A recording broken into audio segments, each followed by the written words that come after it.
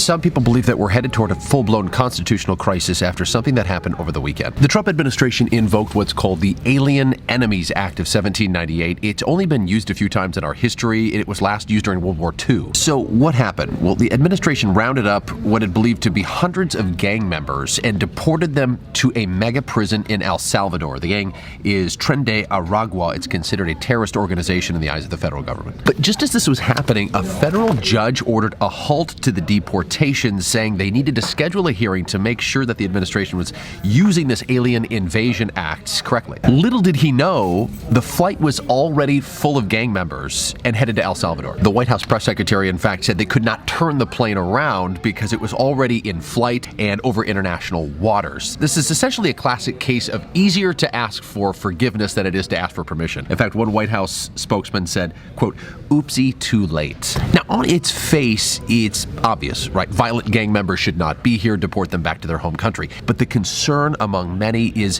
whether all of those rounded up in this big sweep were in fact gang members. Some dispute that they were in fact a member of the gang. And there is also the constitutional crisis part of this. What happens when an administration does not comply with a judge's order? There really is no mechanism in place to make a presidential administration comply with what a judge says, putting us as we are here today one step closer to an all-out constitutional showdown with the judicial branch of our government.